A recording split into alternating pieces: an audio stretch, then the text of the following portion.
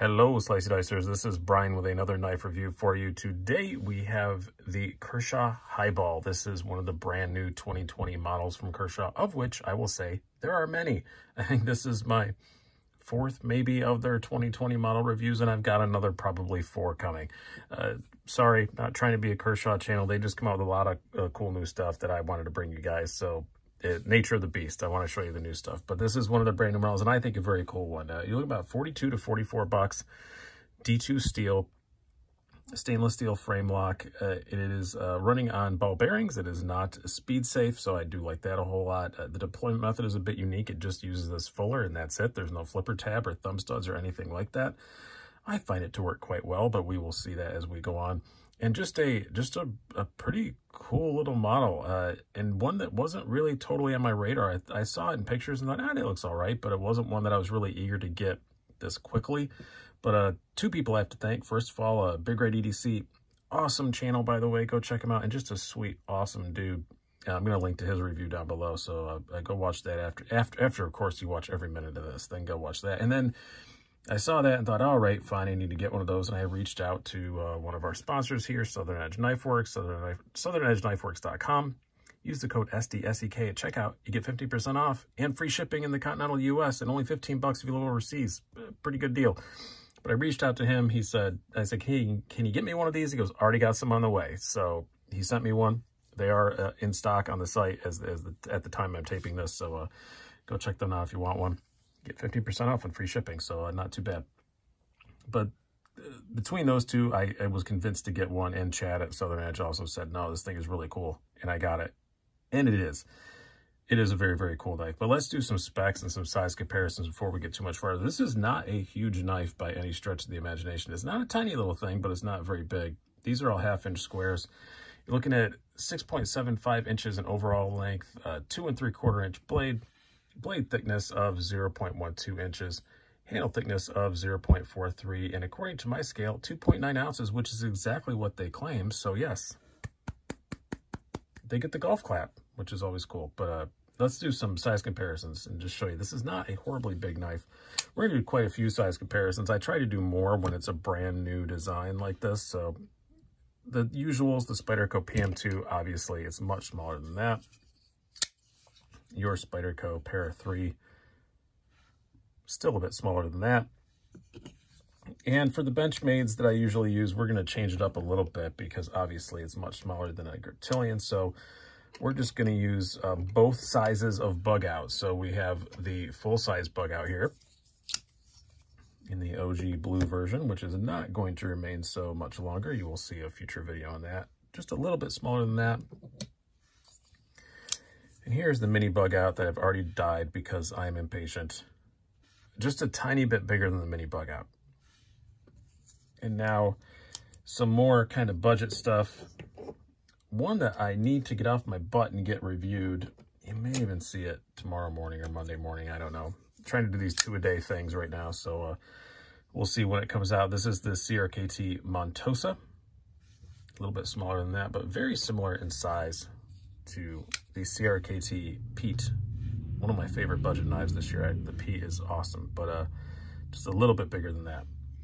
And now, lastly, we will compare it to 2 of its brethren. First of all, another new 2020 model. We have the, oh, it got buried under something else. There we go. We have the Tumbler. A Sinkovich design. Actually, both of these are Sinkovich designs. A little bit smaller than the Tumbler and pretty much in line in size with the Atmos. This is an 8CR13 knife. This is a D2 that's quite a bit more expensive. All right, let's talk more about this knife. First of all, the most important part, the blade. It is D2 from Kershaw. I haven't really had any problem with that. I always say with D2, I feel like I need to preface that I live in an environment in upstate New York that isn't really particularly humid or anything. So D2, I don't really have much of a problem with corrosion. It is not technically a stainless steel though, so I do have to say that. The fuller here and the little flats there are PVD coated, but the actual blade surface is exposed. So that's something to think about, you know, put some EDCI or something on that, or keep it oiled or whatever to keep it from rusting. But I really never had a problem with D2. It is not terribly thin behind the edge, about 24 thousandths. It's not thick behind the edge, but it's kind of just sort of average. But the blade stock is very thin. And you can see the flat grind goes up pretty high. That fuller gets in the way a bit, but still, it's a pretty good slicer. Not the best in the world, but it's pretty darn good. It's nothing that I would ever complain about. It came razor sharp out of the box, I will say. This is a Chinese-made Kershaw, as you can see by that word China on there. But it slices pretty good. No real problems there. And I'm very impressed with the tip on it for being blade stock this thin. It's actually a pretty beefy tip, I do have to say. No problems there. I really like the blade on it. I find it perfectly usable. It's this nice kind of, you know, clip pointy sort of blade. And it looks very classy. It works very well. It's one of my favorite blade shapes. I really do like the blade on it a whole lot. Ergonomically, also extremely impressed. This pocket clip does not cause a hot spot whatsoever. I have large size gloves, but fairly skinny fingers. But I can easily get all 4 fingers on this. No problem at all. I think you'd have to have some pretty big mitts to not be able to, because you can see I still have a little bit left over. And it works really well. The jimping on the top of the blade perfectly placed right where my thumb wants to go. And again, with my long fingers, I'm not feeling any hot spot from that clip whatsoever. I could understand, it's got a pretty significant duckbill on it. So I could understand if you had smaller hands, you might feel that more. But for me, not a bit. The PVD on the handle is pretty slick. So if you're worried about wet conditions and stuff like that, you might find it to be a bit slippery. Again, something that doesn't really bother me, but because once you're on here, you're pretty locked in, and that jimping on the top of the blade holds you in well. I really like the ergos on it pretty well. They are not bad at all. As far as the carry goes, again, it's 2.9 ounces. Not bad. It's a bit over that, you know, ounce per inch we want, but it's really good for a stainless steel frame lock. I was expecting it to be a lot heavier than that, being pretty much full stainless steel construction. And then in the carry, it's great. The pocket clip tension is excellent. That little duckbill I mentioned it makes it easy to go in and out of the pocket. You're not catching on anything. You're just going on smooth stainless steel, so it slides in and out easy.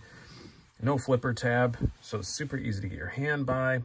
A fair bit of it does stick out. As you can see, it just doesn't want to sit down that far. It's got this angled pocket clip. There's a fair bit sticking out. I guess that would be the only downside I have to the carry of it. But it's not too bad. It's pretty good, and I can see where they had to place this to make the packaging as efficient as it is. I can see why it'd be pretty difficult to put a deep carry clip on there. So I do kind of understand. I'm not going to knock it too hard for that. Now the deployment.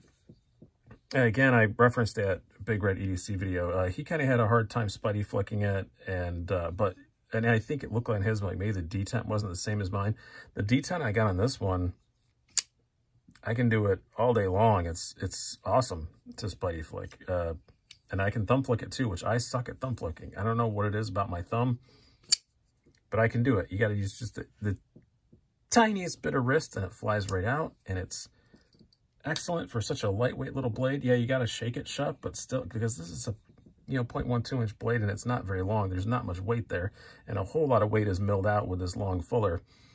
So just physics means it's not going to be super ultra drop shutty, but I really like the action on it. I really, really do.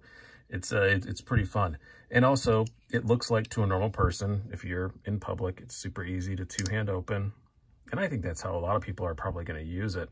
I don't know if you could convince a police officer that it's two-hand open knife, because as I just showed you, it's pretty easy to thumb flick or spidey flick.